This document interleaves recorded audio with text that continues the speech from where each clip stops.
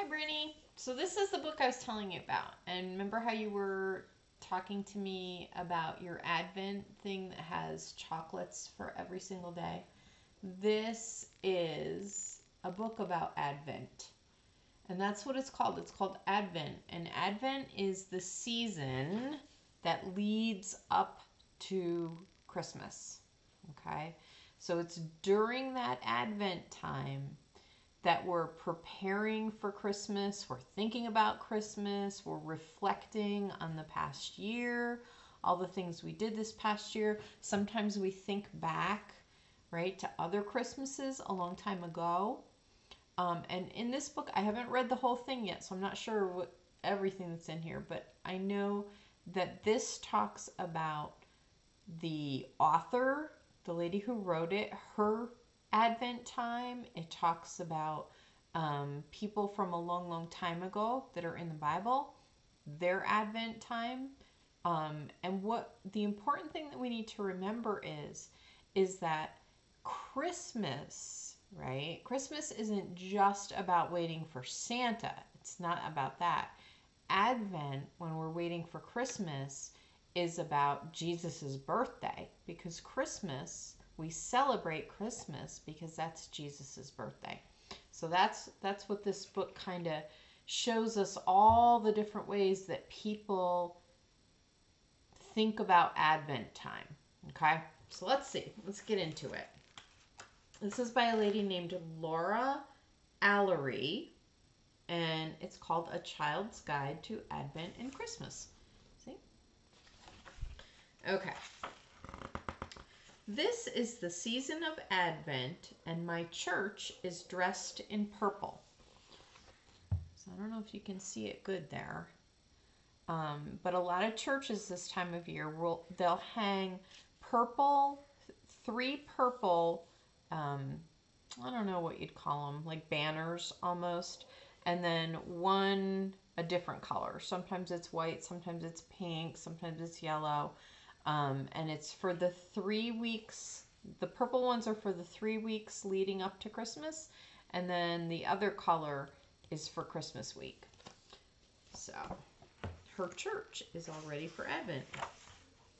The world outside has its own seasons and its own colors. These days, the warm light of autumn is seeping away, and all the bright leaves have flown, and winter is coming in black and white. Furry frost coats the bare bones of trees, and by supper time we can already see the moon milky against the dark sky, right? The sunshine kind of goes down early in the winter time. In a branch outside my window, squirrels have built a nest. Even the shrubs are snug in their burlap blankets, and we're all huddled in the dark, waiting for the light to return. In church, we're waiting too, waiting for Christmas. While we wait, we watch for the light. And now we're going to do a flashback to a really, really long time ago.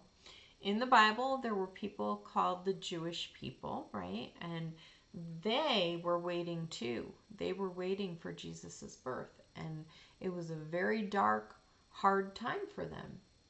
So long ago, the people of God, the Jewish people, huddled in the dark, waiting and watching for their light. It was a time of deep sadness. Once they had lived happily in Jerusalem, but an army destroyed their city, their homes, their gardens, their holy places, and carried the people far away across the desert. Everything they knew and loved was gone, and all the color and light had seeped out of their world. But in the darkness, God whispered messages of hope. I will bring you home again. Where the ground is dry and cracked, a spring will bubble up. From a dead stump, bright green leaves will grow. On those who sit in darkness, light will shine. So even though they could not see the way ahead, the people kept watching for the light. I wonder if it was hard to hope. Maybe they looked back and told stories about how God had been with them in the past, and maybe that helped them wait, knowing that they were not alone in the dark. Aha! So here we are back in nowadays. During Advent time, we look back. We remember who waited for God, right? The Jewish people were waiting for God, especially in times of trouble. Every day we put new ornaments on our tree, and each one tells a story. So they have all these special little ornaments that they put on their tree, and they all symbolize things in the Bible. So each one kind of tells a story. So we've got Noah's Ark. Here's the Ark. Noah and his family waiting for the storm to stop. They had to wait for the rain to stop. Abraham and Sarah. Let's see, where's Abraham and Sarah? Waiting for a child.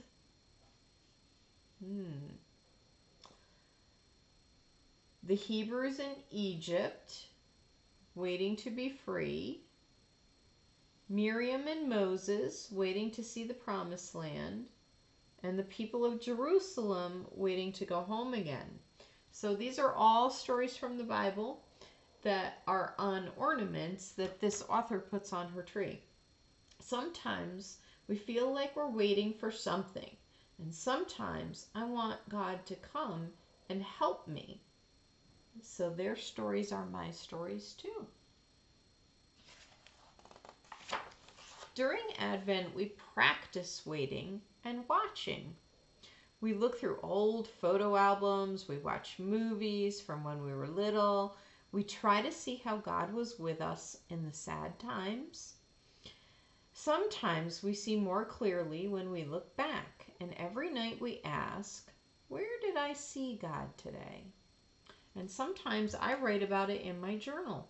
Do you remember when you visited here? We wrote in a journal every single day. And this author likes to write in her journal. Sometimes I paint or I draw. And sometimes say prayers. One night we bundle up and go outside to look at the stars. And we remember that God is in the darkness too. And wherever I am, God is with me. So this story here is about John the Baptist. And John the Baptist was Jesus's cousin. And he was a little bit older than Jesus. So he grew up and went before Jesus' birthday and was telling people that Jesus was coming. After many years, the Jewish people were still waiting, and they had come home to Jerusalem. They rebuilt their homes and their gardens and their holy places. But the world was still not the way that it should be. So they began to hope for someone special, someone who would come to set things right. Who would it be? A wise king, a fierce soldier, a heavenly hero? Someone to destroy their enemies and rescue them from trouble? No one knew for sure what God had in mind. John the Baptist was waiting and watching for whomever God might send. And when he was a young man, John left his ordinary life and he went out in the desert. And when he came back, he sung like a sandstorm, angry at the unfairness in the world. Someone is coming, he cried. Someone who will change everything. He will sort good from bad, the way a farmer separates wheat from chaff, and he will burn the chaff with the fire. And before this one comes, warned John, you must get ready. You must get ready. Just like when we're in the Advent season, we have to get ready for Christmas. And people who wanted to change came to John by the river. And he would put them under into the water and pull them back up again to symbolize that they were ready for a clean start. Ready for a clean start. And that's called being baptized. So the people would come to John the Baptist and he would baptize them. And one day, Jesus came and asked John to baptize him. And once Jesus was baptized, he was ready to start preaching to everybody. During Advent season, we look around. We try to see the things we usually miss. We read stories about people in other places and imagine what their lives are like. And some of the stories are sad. Why do some people have so much and others not enough? The world is still not the way it should be. The stories push us to ask these hard questions. What needs to change? Is there anything we say or do that hurts others, near or far away? And how can we change? At supper, we say a new kind of prayer. Before we eat, we try to think of everyone who helped bring the food to our table. So, who planted all the seeds for the food? The farmer. And who picked all the fruit and dug the vegetables? The workers in the fields, right? And who brought them to the grocery store? And we need to thank God for all these people who help, they're all connected. All these people are connected because they help feed us. During Advent, we like to share. We collect food, we collect toys, coats, boots, and we share to people who don't have any, right? See, they're donating some food, they're donating clothes, more food, donating, oh, that's it, those are her toys, right? So we like to help people out, especially this time of year during Advent. It's a good reminder to be helpful. One day, we made special wreaths. On green paper, we traced our hands many times, and then we cut out the shapes and put them in a basket. And whenever we do something kind, we glue another hand to the wreath. Day by day, the wreath gets bigger. It feels good to see how we're helping. And the wreath helps too, because the wreath reminds us to look around and see how we can make the world a better place. So when you're out sometimes, Brittany, or if you're at school, or if you're with mom or dad, try to look for ways that you can be a kind helper in the world to other people. Advent is a time for surprises, right? We like surprises. Each door of our calendar hides a tiny gift, like your calendar hides a little chocolate every day. Even better are the surprises we create, right?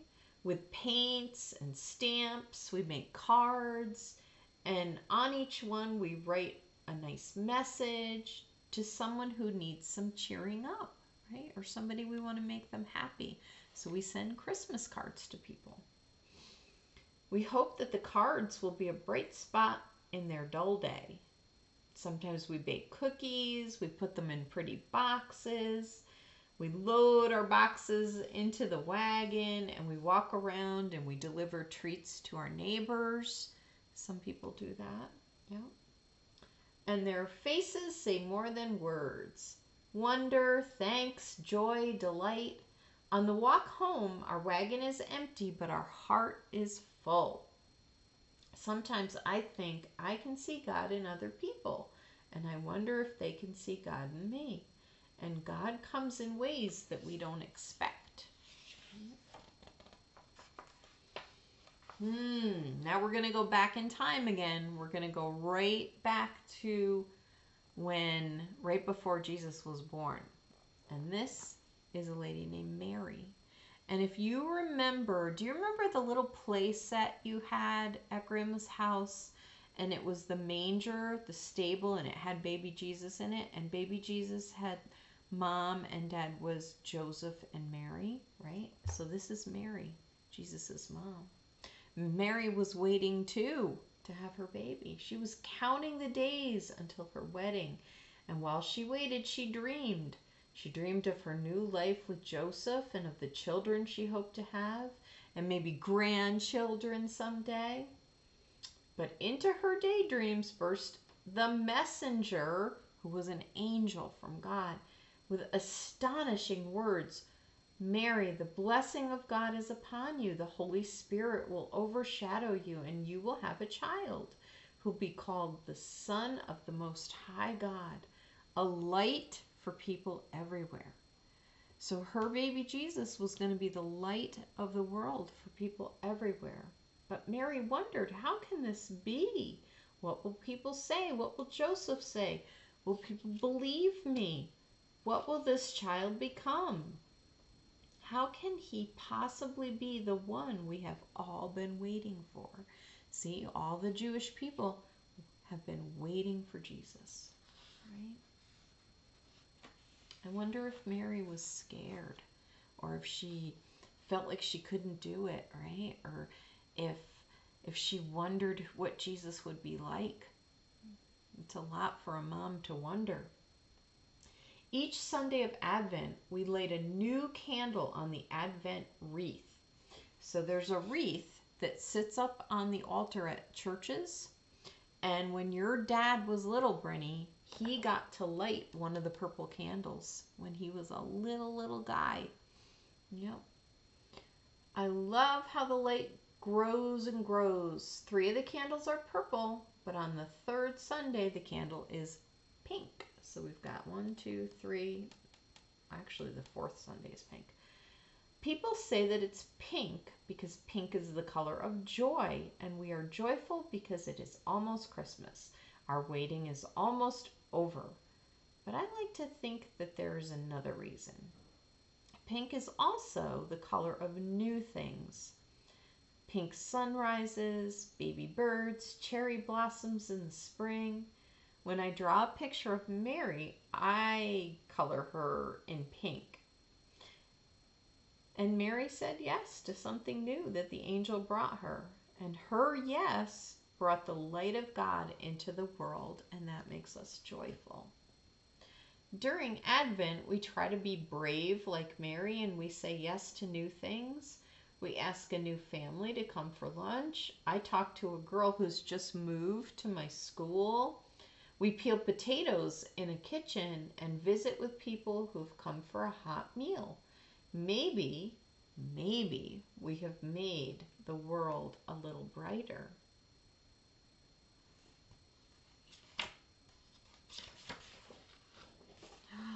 And then Christmas.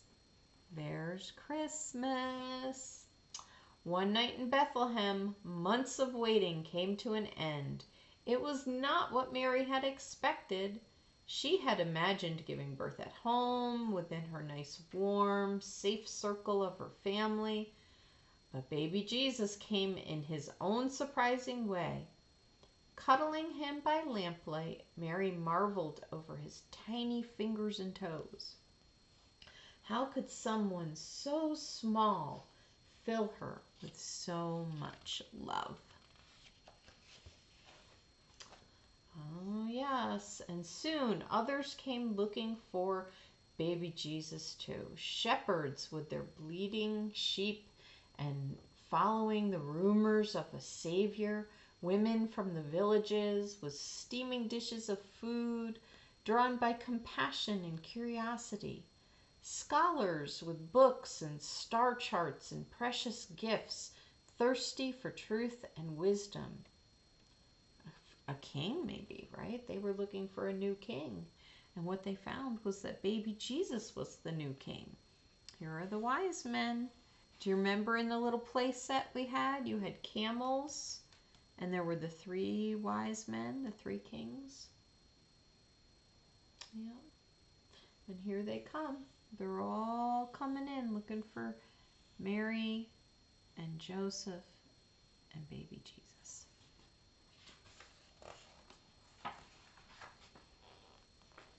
And late on Christmas Eve, we go to candlelight service at church, right? It's still dark except for the Advent wreath where the candles are burning and their flames dance in the shadows.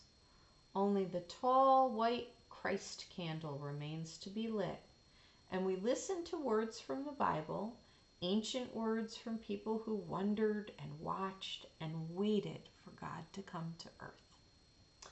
And then something wonderful happens. With the flick of a match, the Christ candle leaps to life, and someone touches its flame with another candle, a taper, and they pass the light from candle to candle to candle, and then pretty soon all the candles are lit up in the church. Isn't that pretty? So pretty.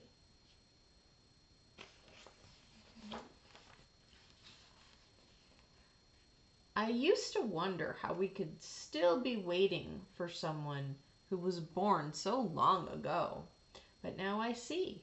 In Jesus, the light of the world, God came to us in a new and surprising way, but not for the first time and not for the last. Whenever we say yes to God, the light of Christ shines through us in a new place and time. And Advent time helps us see and remember what is always true, that in the darkness or in the light, God is with us. Advent is over as soon as Christmas happens, and we think about it, right? You look back, you look around, you look at what's ahead, and then you're ready. You're ready for the light to shine in the darkness, and God is there on Christmas morning. So there you go. That kind of explains a little bit about how other people think about Advent time. And it reminds us that it's not just about Santa and reindeer and things like that.